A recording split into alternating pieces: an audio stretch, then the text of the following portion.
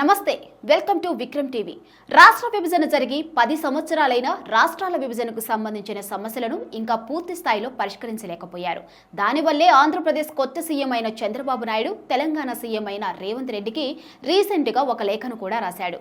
ఇక అందులో ఆయన రెండు రాష్ట్రాల మధ్య విభజనకు సంబంధించిన సమస్యలను పరిష్కారం చేయడానికి నేను హైదరాబాద్ వస్తాను, చర్చించుకుందాం, మీటింగుకు రెడీ చేయండి అంటూ ఒక లేఖను రాశాడు.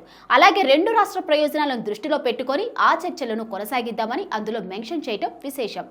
గత ప్రభుత్వాలు చాలా చర్చలు జరిపినప్పటికీ కొన్ని క్లిష్ట పరిస్థితులను మాత్రం ప్రభుత్వాలు సాల్వ్ చేయడంలో ఫెయిల్ అయ్యాయని, ఇప్పుడు అలాంటివి ఏమీ జరగకుండా రెండు రాష్ట్రాల మధ్య ఉన్న సమస్యలను పరిగణనలోకి తీసుకొని వాటికి ఒక సొల్యూషన్ వెతికే ప్రయత్నం చేద్దామంటూ చంద్రబాబు సీఎం రేవంత్ రెడ్డికి లేఖ రాశారు. ఇక ఈ నెల 6వ తేదీన చంద్రబాబు నాయుడు, రేవంత్ రెడ్డి ఇద్దరు కూడా సమావేశం అవ్వబోతున్నట్టుగా తెలుస్తుంది. రీసెంట్ గా చంద్రబాబు నాయుడు ఢిల్లీకి వెళ్లి ప్రధానమంత్రి నరేంద్ర మోడీని, అమిత్ షాని కలిసిన విషయం మనకు తెలిసిందే. అలాగే సీఎం అయిన రేవంత్ రెడ్డి, డిప్యూటీ సీఎం అయిన భట్టి విక్రమార్క ఇద్దరు ఢిల్లీకి వెళ్లి నరేంద్ర మోడీని కలిసి కేంద్రం నుంచి తమ రాష్ట్రానికి రావాల్సిన వాటా గురించి చర్చించారు.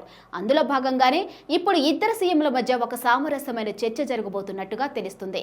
ఇక అందులో భాగంగానే తెలంగాణ రాష్ట్ర సీఎం అయిన రేవంత్ రెడ్డి రాష్ట్రం విడిపోయినప్పుడు ఆంధ్రప్రదేశ్ రాష్ట్రంలో విలీనం చేసిన ఆ 5 గ్రామాల గురించి కూడా డిస్కషన్ చేయబోతున్నట్టుగా తెలుస్తుంది.